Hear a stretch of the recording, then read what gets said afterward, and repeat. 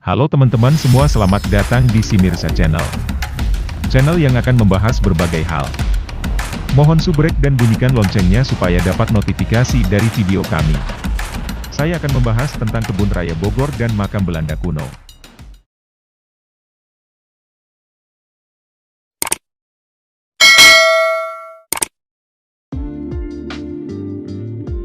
Kebun Raya Bogor terletak di Kota Bogor. Kota Bogor adalah sebuah kota yang berada di Provinsi Jawa Barat, Indonesia. Kota ini terletak 59 km persegi di sebelah selatan DKI Jakarta. Pada tahun 2021 jumlah penduduk Kota Bogor sebanyak 1.075.457 jiwa, dengan kepadatan 9.075 jiwa per kilometer. Pada mulanya Kebun Raya Bogor ini hanya akan digunakan sebagai kebun percobaan bagi tanaman perkebunan yang akan diperkenalkan di Hindia Belanda. Kebun Raya Bogor merupakan kebun raya tertua di Asia Tenggara. Usianya memasuki 2 abad, tepatnya 204 tahun, memiliki luas 83 hektar dan 15.000 jenis koleksi pohon dan tumbuhan. Kebun Raya Bogor asalnya merupakan bagian dari Samida, hutan buatan atau taman buatan, yang sudah ada pada pemerintahan Prabu Siliwangi tahun 1474 sampai 1513 dari Kerajaan Sunda. Sebagaimana tertulis dalam prasasti Batu Tulis. Hutan ini kemudian dibiarkan setelah Kerajaan Sunda takluk dari Kesultanan Banten, hingga Gubernur Jenderal Van der Capellen membangun rumah peristirahatan pada pertengahan abad ke-18. Van der Capellen memerintah antara tanggal 19 Agustus 1816 sampai 1 Januari 1826. Ia merupakan Gubernur Jenderal Hindia Belanda yang ke-41.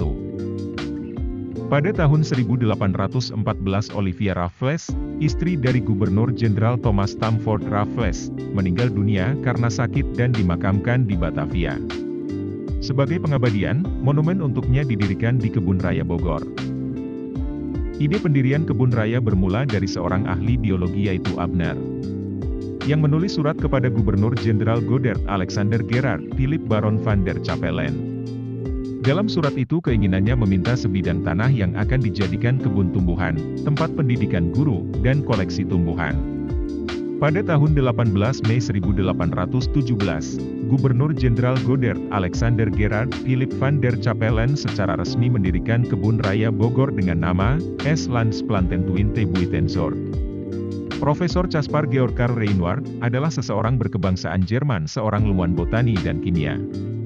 Ia lalu diangkat menjadi Menteri Bidang Pertanian, Seni, dan Ilmu Pengetahuan di Jawa.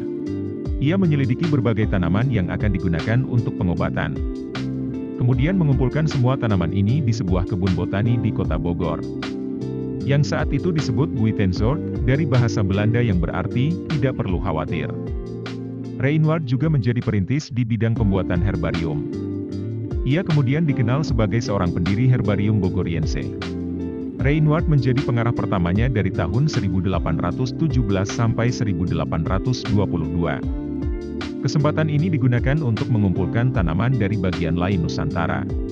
Pada tahun 1822, Reinward kembali ke Belanda dan digantikan oleh Dr. Karl Ludwig Blume yang melakukan inventarisasi tanaman koleksi yang tumbuh di kebun. Ia juga menyusun katalog kebun yang pertama, berhasil dicatat sebanyak 912 jenis, spesies, tanaman serta menjadikan kebun raya sebagai markas Komisi Ilmu Alam. Pelaksanaan pembangunan kebun ini pernah terhenti karena kekurangan dana.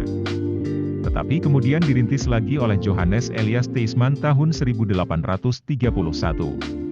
Pendirian Kebun Raya Bogor bisa dikatakan mengawali perkembangan ilmu pengetahuan di Indonesia.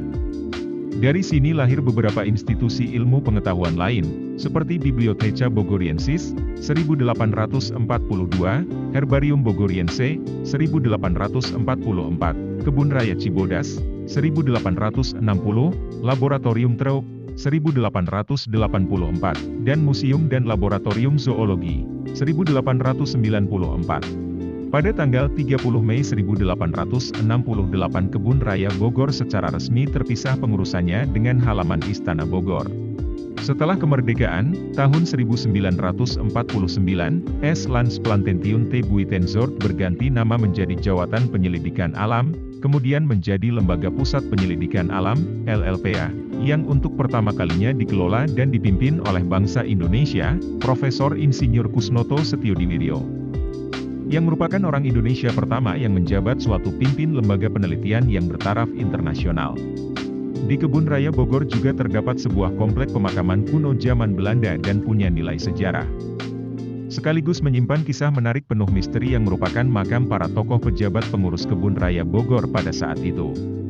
Pemakaman ini resmikan oleh Caspar Gurkar Reinward yang menjabat sebagai pemimpin Kebun Raya Bogor pada tahun 1817.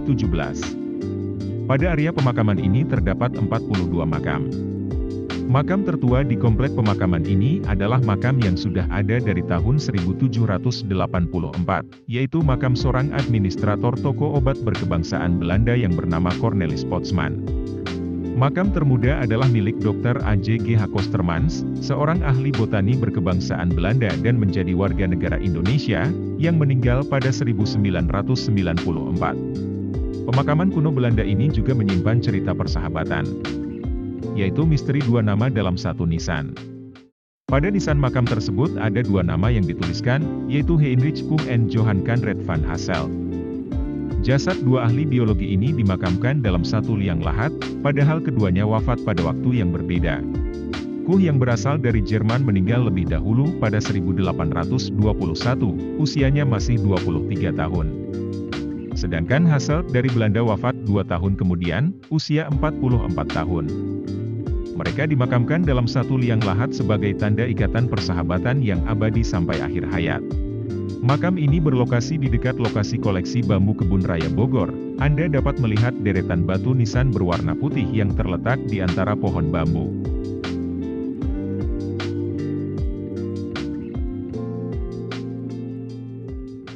Itulah sedikit pembahasan tentang Kebun Raya Bogor dan komplek makam Belanda kuno. Semoga informasi ini dapat bermanfaat bagi kita semua. Mohon maaf bila saya salah penyebutan nama, salah kata dan kurangnya informasi. Bila kalian suka video ini, mohon subrek dan bunyikan loncengnya dan tekan jempol ke atas. Terima kasih sudah menonton. Salam dari Mirza Story.